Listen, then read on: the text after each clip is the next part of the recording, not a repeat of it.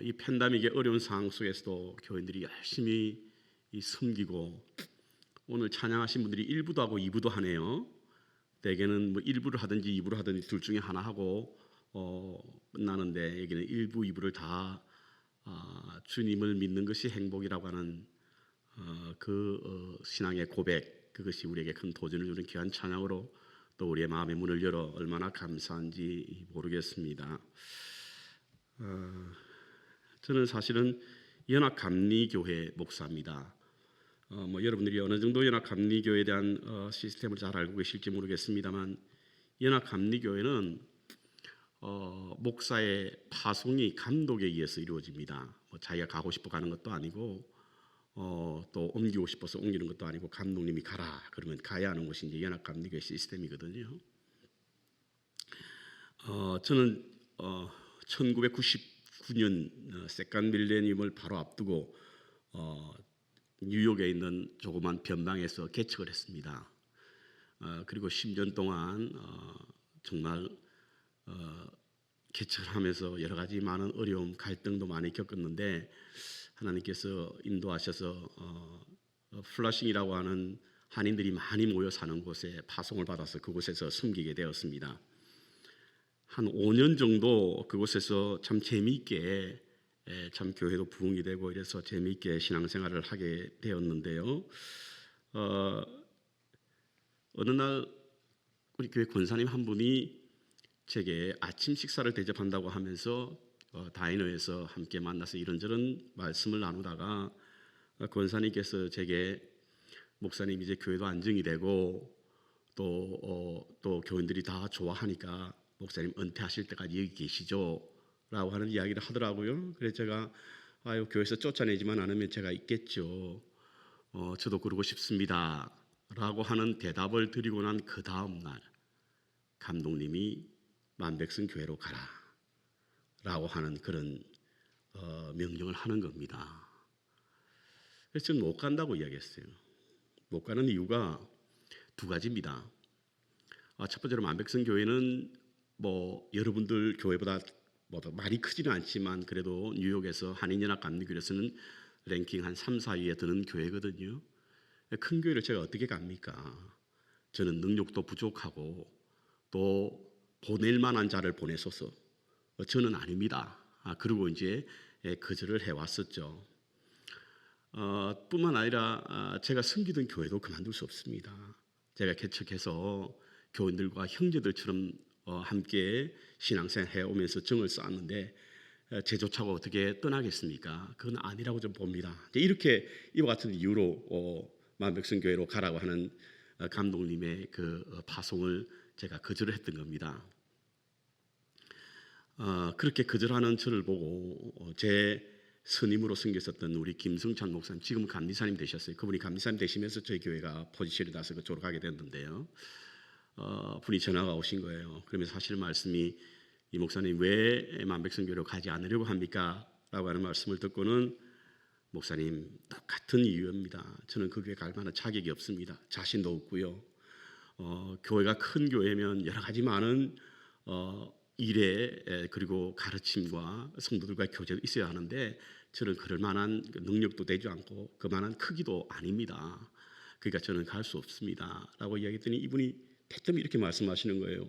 목사님, 목회를 목사님이 하십니까? 하나님이 하시지. 그러더라고요. 그러니까 할 말이 없잖아요.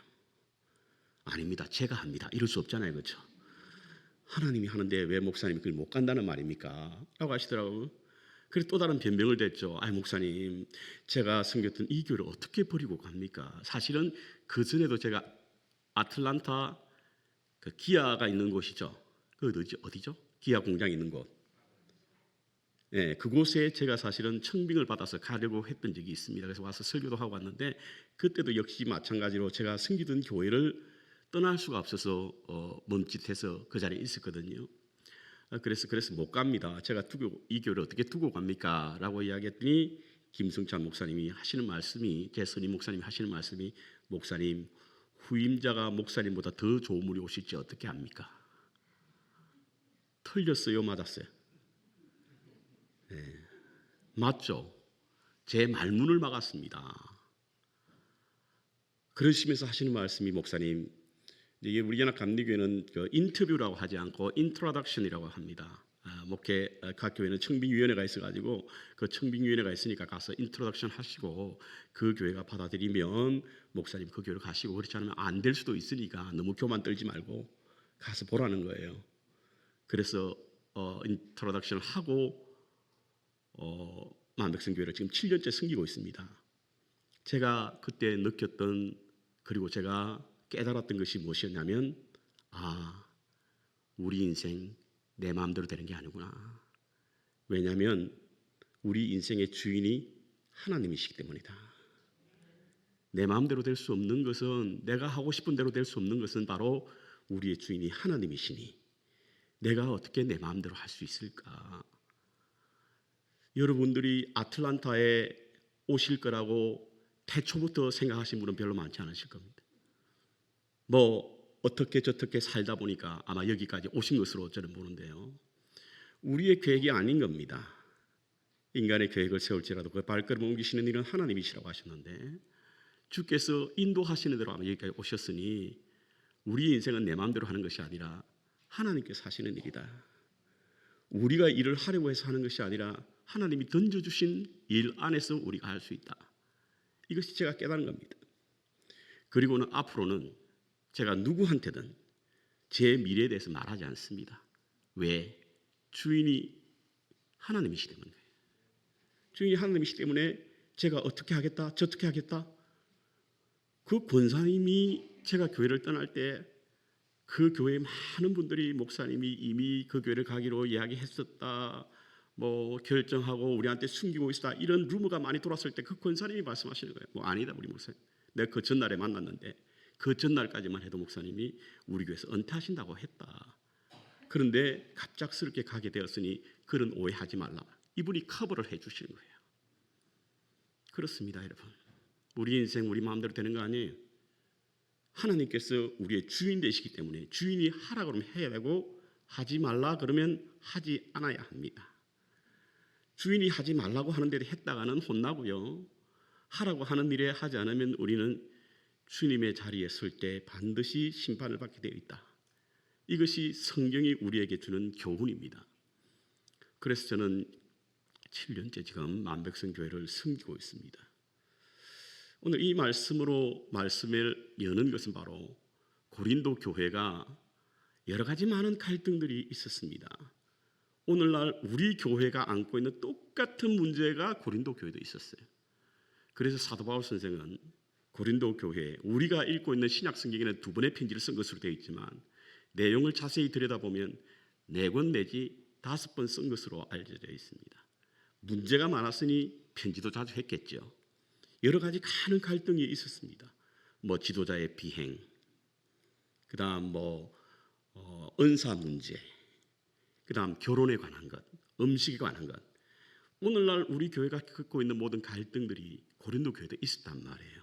그런데 그 중에 가장 큰 문제가 뭐냐면 바로 당을 짓는 문제, 당을 짓는 문제. 바울파, 게바파, 그리고 바나바파. 그렇게 이 세 파가 나누어져 가지고 교회 계속해서 갈등을 일으키는 거예요. 그때 사도 바울 선생이 그 교회를 향하여 던진 말이 뭡니까?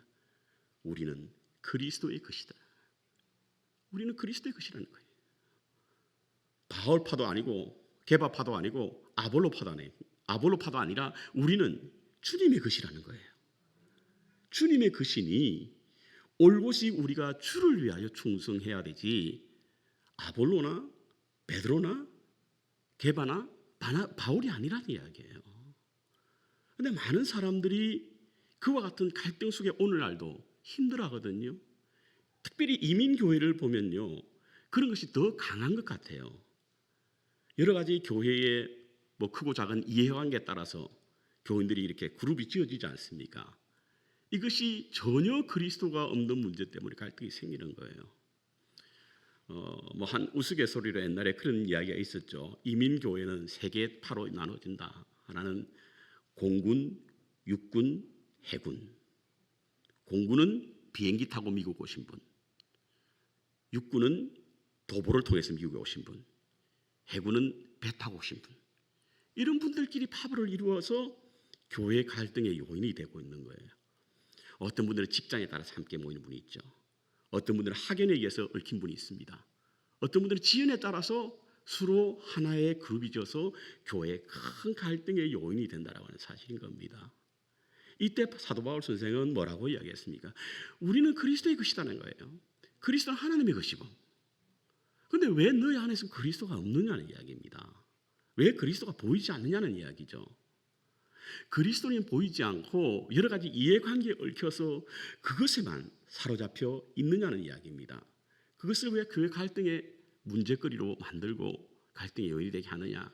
이것이 오늘 사도 바울 선생이 고린도 교회에 편지를 하면서 간곡하게 그 교회에 권면하고 있는 내용이 오늘 본문에 있는 말씀입니다. 그리고는 하신 말씀이 뭐죠? 세상 사람들이 우리를 하나님의 비밀을 맡은 자로 여긴다는 거예요. 저는 이 말씀이 너무 좋습니다. 세상 사람들은 우리를 하늘의 비밀을 맡은 자로 여긴다는 거예요. 우리는 그렇지 않을지 몰라도 세상 사람이 그렇게 본다는 거죠. 여러분, 비밀이 뭡니까? 비밀이, 하늘의 비밀이 뭡니까? 예수님께서 비유로 하나님 나라에 대한 비유를 하셨죠. 하나님의 나라는 우리가 잘 알지 못합니다. 뭐 안다고 몇몇 분들이 말씀하는데 그 정확하지 않아요. 하나님의 나라가 단순하게 그렇게 이야기를 나눌 만큼 단순하지 않습니다. 여러분, 요한계시록을 보십시오. 얼마나 혼란스럽습니까, 여러분? 단순하지 않거든요. 그런데 예수님께서는 하나님 나라 알지만 우리에게는 하나님의 나라를 잘 모르잖아요. 우리는 안 가봤기 때문에. 혹시 갔다 오신 분 계세요? 아무도 안 갔다 오셨잖아요. 안 갔다 오셨으니 우리에게 하나님의 나라를 소개해야 되지 않습니까? 그런데 소개할 방법이 없는 거예요. 그래서 비유로 말씀하신 거잖아요. 그 비밀을 우리가 알고 있다는 거예요. 우리가 알고 있다는 거죠. 그러니까 여러분들이 하나님 나라에 갔든지 가보지 않았든지 간에 목사님의 말씀을 통해서, 하나님의 말씀을 통해서 우리는 하나님의 나라에 대한 어떤 소망이 있고 하나님의 나라에 대한 꿈이 있지 않습니까? 세상 사람들은 그것을 본다는 거예요.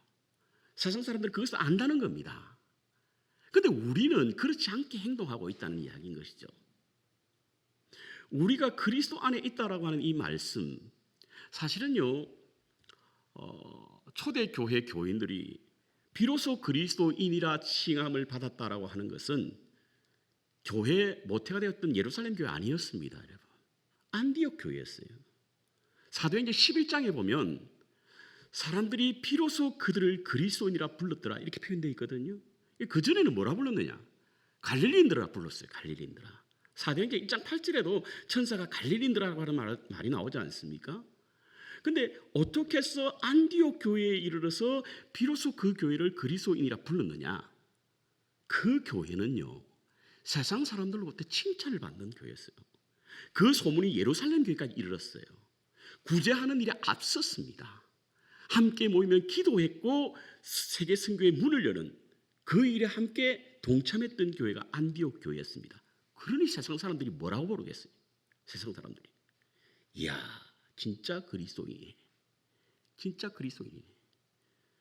엔 크리스토스, 그들 안에 하나님이 있다. 그들 안에 예수님이 있다. 예수님 안에 그들이 있다. 이것이 바로 그리스도인이라는 뜻이지 않습니까? 그렇게 불렀다는 이야기인 것이죠. 그렇다고 한다면 우리가 그리스도인이라고 하는 증거가 뭐냐는 거예요. 내가 비로소 그리스도인이라고 하는 증거가 뭐냐? 남들이 비로소 우리가 어떤 장로, 권사, 직분을 불러주고 목사라고 하니까 그리스도인이야? 그건 저는 아니라고 봅니다. 직분이 따를 때 그리스도인이 아니라 삶을 통해서 그분이 그리스도인임을 보여야 된다는 이야기인 거죠. 여러분, 그리스도인이란 뜻이 뭐죠? 어떨 때 우리 그리스도인이라 부릅니까? 첫 번째로는 그리스도의 삶이 있어야만 그리스도인이라 부를 수 있는 거예요. 두 번째로 그리스도의 희생이 있을 때 그리스도인이라 부를 수 있습니다. 세 번째, 그리스도의 생명이 있을 때 비로소 우리는 그리스도인이라 불림을 얻을 줄로 믿습니다. 그것이 없이 아무것도 뭐 세상 사람과 별반 차이도 없이 삶도 그냥 세상 사람과 똑같고 하나님 나라를 위하여 희생도 하지 않고 생명도 없네요. 매일 죽겠다 소리밖에 안 하니 세상 사람들이 우리를 볼 때 얼마나 비웃겠습니까? 우리의 모습을 볼 때 그리스도인이라 부를 수 있겠습니까? 아니지 않습니까? 그러니까 세상 사람들이 우리를 그리스도인이라고 말은 하지만 그리스도 모습이 전혀 보이지 않으니 세상 사람들이 하늘의 비밀을 맡은 자로 여김에도 불구하고 우리는 하나님 나라의 비밀을 맡은 자로서의 삶을 살지 못한다는 이야기입니다. 저는 우리 예수 소망 교회가 정말 하늘의 비밀을 맡은 자로 세상 사람들이 여김을 받을 수 있는 믿는 자의 삶을 살기를 주의 이름으로 축원합니다. 제가 최근에 읽고 있는 하나님 나라의 나그네 백성이라고 하는 책에 보면요, 재미난 이야기가 있습니다. 여러분, 아이를 왜 낳죠? 아이를 낳는 이유가 나이가 들어서 외롭지 않게 하려고 아이를 낳는다. 그 책에는 차라리 강아지를 기르라고 말합니다. 왜냐하면 우리 아이들이 있다고 해서 외로움이 덜하지 않는다는 거예요. 오히려 아이들을 위해서 더욱더 지독한 외로움을 느낄 수가 있다, 이겁니다. 두 번째로 이 아이가 있게 될 때에 우리가 나이가 들어서 그 아이를 통해서 우리가 어떤 보람을 느낀다라고 생각해서 아이를 낳는다고 한다면 그것은 포기하라고 합니다. 왜냐하면 아이는 우리의 소유물이 아니기 때문이라는 거예요. 그럼 아이가 왜 있어야 하는가? 우리 젊은 성도님들 잘 들으시기 바랍니다. 아이가 왜 있어야 하는가? 아이는요, 우리가 하나님의 이야기를 들려주게 하기 위해서 아이가 필요하다는 거예요. 왜죠? 하나님이 이 세상의 소망이기 때문에 그렇다는 겁니다. 하나님이 이 세상의 소망이기 때문에 그렇다는 거예요. 그렇기 때문에 아이들에게 하나님의 이야기를 들려주기 위해서 아이가 있어야 한다, 그렇게 말하고 있는 거예요. 그렇다고 한다면 우리 교회가 하나님의 이야기가 되어야 되지 않겠습니까? 우리 예수 소망교회가 하나님의 이야기가 되어야 하거든요. 그래야만 우리 아이들에게 교회를 통해서 하나님의 나라를 이야기해 줄 수 있습니다. 마태복음 5장에 보면 산상수훈의 이야기가 나오죠. 그 산상수훈의 이야기를 들으면 기가 막힙니다. 오리를 가져가든 십리를 가라, 왼뺨을 때리거든 오른뺨까지 대라, 속옷을 날라가든 겉옷을 주라, 뭐 이런 이야기들이 있지 않습니까? 여러분, 그거 지키기 가능해요? 저는 그 부분 읽으면 막 스트레스가 받습니다. 아니, 이거 지키지도 못할 이야기를 왜 하시나? 그런데요, 그 말씀은 우리 혼자는 지킬 수가 없어요. 어떻게 지킬 수 있느냐? 우리 교회 공동체는 지킬 수가 있습니다. 예수님께서 마태복음 5장에 보면 많은 무리가 모였을 때 입을 열어 가르쳐 가라사대 이렇게 나오거든요. 5장 1절에 보면 무리라고 하는 것이 뭡니까? 교회잖아요. 오늘 우리 교회가 필요한 것이 무엇입니까? 왜 우리가 예수 소망 교회가 있어야 하죠? 왜 필요합니까? 마태복음 5장에 나오는 산상수훈은 하나님의 나라의 운영 방침이에요. 하나님의 나라가 이와 같이 될 것이다라고 하는 운영 방침이 마태복음 5장에 있는 산상수훈이란 말이에요. 그것을 지금 우리는 우리 공동체를 통해서 그 운영 방침에 익숙해지기 위해서 교회가 필요한 것이고, 그것을 우리 교회 안에서 이야기를 만들기 위해서 필요한 거거든요. 그래서 예수 소망교회가 필요한 거예요. 이민 생활하다 보니까 힘들어서 어떻게 외로움을 좀 달래주고, 그거 아닙니다, 여러분. 그것은 부차적 문제예요. 본질적인 문제는 뭐냐면 우리 교회 공동체를 통해서 하나님의 이야기를 만들어야 하고, 그 하나님 나라의 방법, 운영 방침을 우리가 여기서 훈련을 받아서 우리 교회를 통해서 세상에 하나님의 나라를 소개하기 위해서 우리 교회가 필요한 거예요. 저는 우리 예수 소망 교회가 그와 같은 교회가 되기를 바랍니다. 팀 켈러 목사님이라고 계시죠? 리디머 처치, 저희가 살고 있는 곳과 멀지 않은 곳에서 사역하셨는데, 이분이 은퇴하시고 금년 고난절 목회 서신에 보니까 그분이 췌장암에 걸리셔서 죽음을 준비하고 계신다는 그런 글을 읽었는데요. 그분의 블로그에 직분이 당신을 교만하게 만드는 3가지 방법, 이것을 소개했는데요. 특별히 우리 직분을 받은 분들에게 이 교훈은 참 가슴에 담고 있어야 할 내용입니다. 직분을 받으면 이상히 교만해지죠. 여러분 빼고요, 다른 분들, 그런 분들이 많습니다. 직분을 받으면. 왜 그렇게 교만해지느냐? 첫 번째 이유는요, 직분을 받으면 자신의 신앙 인격을 실제보다 부풀려서 착각하는 위험이 있다는 거예요. 내가 집사직분을 받았으니까 집사 직분 이상의 인격을 소유하고 있겠지, 이렇게 착각한다는 거예요. 인격은 변하지 않으면서 집사 때문에 자신의 인격이 훨씬 더 커져 있다, 이런 착각 속에 사로잡히기 때문에 교만에 빠질 수 있다는 겁니다. 두 번째, 직분이 자신의 정체성을 잘못되게 변질시킨다는 거예요. 교회 중직자가 되면요, 소위 성공한 것처럼 착각하는 분들이 계십니다. 내가 우리 모 교회 장로가 되고 권사가 되었으니 내 신앙은 성공한 거야. 그래서 성경에 나와 있듯이 시장을 거닐면서 남들이 장로님, 권사님, 집사님이 불러주기를 은근히 기대하고, 그렇게 불러주지 않을 때는 삐지고 화내고 교회 문제 일으키고, 내가 장로 되려고 얼마나 애를 썼는데 저게 아직까지 나를 집사로 불러? 이렇게 하고 성공한 것처럼 생각하다 보니까 교만해지는 거예요. 신앙생활 하다 보니까, 신앙생활 하면서 직분을 받다 보니까 이만하면 내가 성공했지. 그러니까 자기 성공한 위세를 드러내는 거예요. 내가 교인들의 표를 얼마나 받아서 장로가 되었는데 왜 감히 내게 이럴 수 있어? 이렇게 자신의 정체성에 대한 잘못된 오해를 하게 됨으로 말미암아 교만해지기 시작한다는 겁니다. 세 번째, 사람이 위선적이 된다는 거예요. 자, 교회 밖에서는 이전 직분을 받기는 것과 똑같아요. 교회 안에서는 그럴 수 없잖아요. 그러다 보니까 자꾸 사람이 위선적으로 바뀌게 되는 거예요. 어떤 교회라고 말하면 또 시험 드니까, 어떤 교회 청년이 교회를 열심히 나오다가 안 나오기 시작한 거예요. 그래서 왜 안 나오나라고 봤더니 그 담당 사역자가 가서 그 아이와 면담을 해보니까 자기는 앞으로 교회 안 나갈 거라고 이야기하더란 겁니다. 그래서 왜 그러냐라고 물었더니 자기 부모님들의 신앙의 태도를 보니까 도무지 신앙생활 하고 싶은 맛이 없는데, 교회 출발해서 교회 이르는 시간이 한 15분 정도 되는데 그 안에서 얼마나 싸우는지 모른다는 겁니다. 교회 이야기처럼 이야기하면서 막 싸우는데 가다가 사고 날까 봐서 불안하다는, 뒤에 앉아서. 그런데요, 교회 파킹장에 딱 들어서는 순간 천사로 바뀐다는 거예요. 사단이 천사가 되더라는 거예요. 교회 안에서 사람이 변해서 천사가 되면 감사한 일이죠. 그렇죠? 변화돼서 천사가 되면 감사한 일입니다. 그런데 사람은 변하지 않았는데 자꾸 위선적인 모습으로 보이니 이게 바리새인과 다를 게 뭐가 있냐는 거예요. 그렇지 않습니까, 여러분? 자신의 인생을 덧칠하고 있는 거예요. 하나님도 뚫을 수 없는 갑옷으로 덧칠한 채 위선적인 모습으로 살아가니 그들 속에 자녀들이 신앙의 도전을 받겠습니까? 신앙생활을 하겠습니까? 자기는 그런 하나님 믿지 않겠다는 겁니다. 예수님 오늘 사도 바울 선생이 고린도 교회에 향해서 편지를 쓰면서 너희가 세상 사람들이 볼 때 하늘의 비밀을 맡은 자로 알고 있는데 그와 같이 사느냐?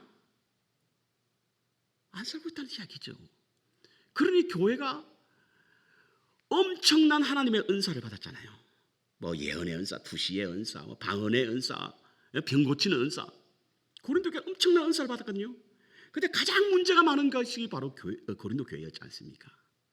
그것 때문에 교회가 위기를 겪고 있으니 정신 차려라. 너의 정체성을 회복하라. 너희는 그리스도의 것이고 동시에 하늘의 비밀을 맡은 자로 세상 사람들이 보고 있다는 겁니다. 세상 사람들이 우리 그리스도인들에게 하늘의 비밀을 맡은 자로 여기고 있다는 사실인 거예요. 그런데 왜 우리 하나님의 비밀을 맡은 자로서의 삶을 살지 못하는 거냐? 왜 살지 못하는 거냐?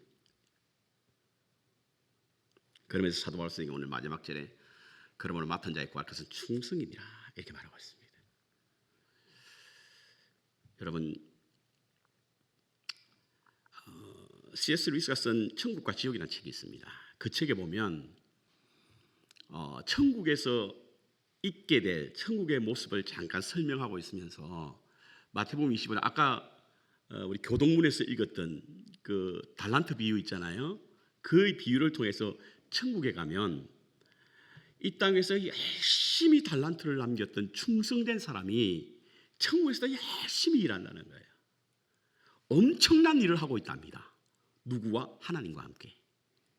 그런데 그것이 얼마나 기쁜지 모른다는 거예요.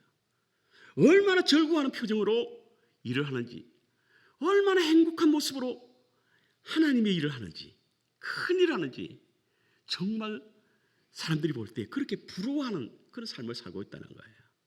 2달란트 받은 사람도 마찬가지입니다. 2달란트 받은 사람도 천국에서 하나님과 열심히 일하는데, 엄청난 일을, 어마어마한 일을 하는데, 그런데 그곳에서 하나님과 함께하니 기쁨이 충만한 상태에서 일을 하고 있더라 합니다. 이것은요, 마태복음 25장에 나오는 그 말씀 그대로예요. 5달란트를 남겼던 사람이 5달란트를 남기니 예수님께서 뭐라고 말씀하셨어요? 착하고 충성된 종아, 내가 작은 일, 사실 5달란트는 엄청난 큰 금액이지 않습니까? 그럼에도 예수님 보실 때, 하나님 보실 때 다 작은 것이거든요. 작은 일에 충성하신 내가 큰 것으로 내게 있게 하리라. 주인의 즐거움에 참여할지어다. 그러니까 주인의 즐거움에 참여함으로 열심히 행복하게 하나님의 나라에서 일을 하더라는 겁니다. 2달란트 받은 사람도 마찬가지예요. 그런데 1달란트 받은 사람은 어떤 사람이죠? 악하고 게으른 종아, 슬피 울며 어두운 곳에서 슬피 울며 이를 갈미 있으리라. 그러니까 천국에 가보면 이 땅에 아무것도, 달란트를 받았음에도 아무것도 하지 않은 사람은 천국에 가장 어두운 곳에서 홀로 외롭게 고독한 모습으로 살고 있게 될 것이다 라고 C.S. 루이스는 천국과 지옥에 관한 말씀하신 거예요. 그럼 충성이라고 하는 것이 뭐죠? 저는 충성은 저희 교회, 제가 섬겼던 교회의 한 장로님의 이야기로 대신해서 하려고 합니다. 한 2, 3년 됐나요? 저희 교회 시무하시던 장로님 한 분이 세상을 떠나셨어요. 췌장암으로 세상을 떠나셨습니다. 끝까지 아무에게도 알리지 않아. 저도 몰랐습니다. 물론 이제 그 부인은 알고 계시겠지요. 가끔 신방을, 입원해서 신방을 가보면 뭐 안에 조그만 것이, 림프 안에 조그만 것이 보입니다라고 하는 것으로 해서 전 대수롭지 않게 얘기했습니다. 그런데 점점 병세가 짙어지는데요, 눈에 띄게 짙어지는 거예요. 알고 봤더니 췌장암이셨어요. 세상을 떠나셨습니다. 저는 참 마음이 아프고 힘들었습니다. 왜냐하면 그분이 경상도 사람이에요. 부산 사람인데요, 부산 사람의 특징이 뭐냐면 자신의 감정을 잘 드러내지 않거든요. 좋으면 좋다고 말하지 않는 사람들이 경상도 사람의 특징입니다. 근데 이분은 항상 제게 힘이 되어 주셨던 분이셨어요. 힘들고 어렵고 외로울 때면 제게 전화해서, 목사님 국밥 한 그릇 드시러 가시죠. 국밥 한 그릇 들어오시죠. 그러면서 저를 데리고 와서 식당에서 밥을 먹입니다. 또 제가 낙심되어 있을 때는, 목사님 여기도 한국 영화 들어온다며요. 한국 영화 들어와요 여기도? 뭐 여러분은 영화 안 보고 매일 성경만 보니까 영화 들어오는지 안 들어오는지 모르겠지만 뉴욕에는 한국 영화가 들어오거든요. 목사님 영화 보러 가시죠. 그러면서 이렇게 힘이 되어 주셨던 분이세요. 뭐 말씀은 하지 않지만 늘 표정으로, 목사님 제가 힘이 되어 드리니까 목사님 힘내세요 라고 하는 것으로 늘 저를 위해 기도해 주셨던 분이셨어요. 그분이 세상을 떠났을 때 저희 교회에서, 이제 장로님은 세상을 돌아가시면 저희 교회에서 교회장으로 하거든요. 할 때 교회가 가득 메워졌습니다.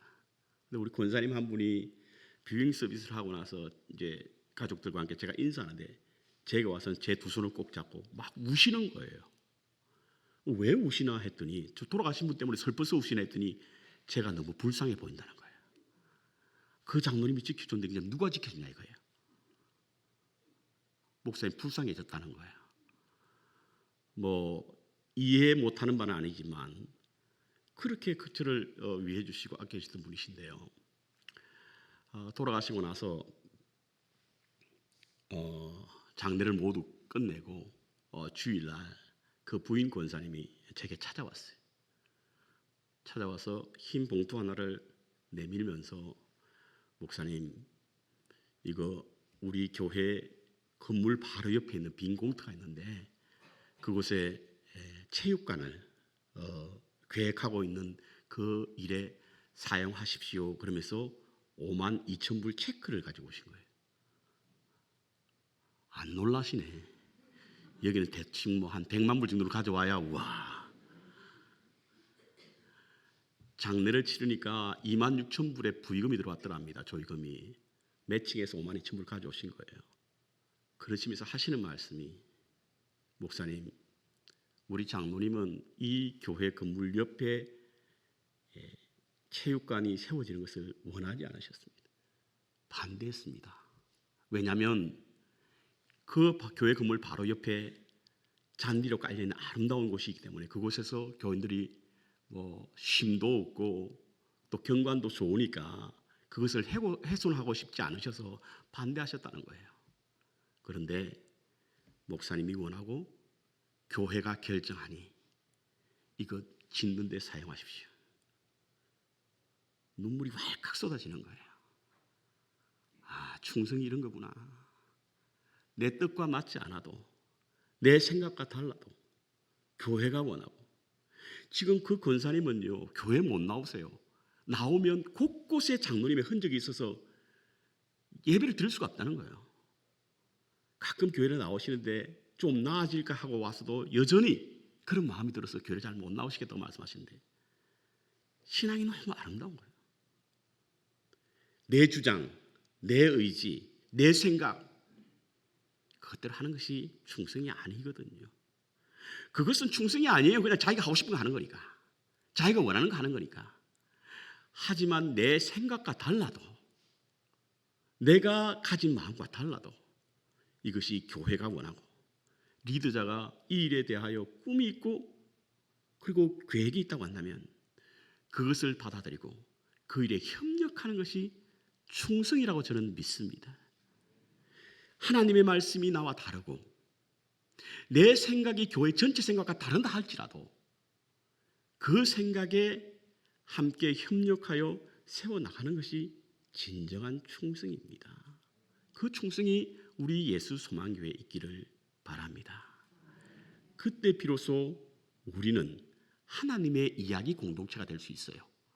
세상 사람들에게 소망을 주는, 세상 사람들에게 희망이 되는 그런 희망 공동체가 될 수 있다고 하는 사실인 것이죠.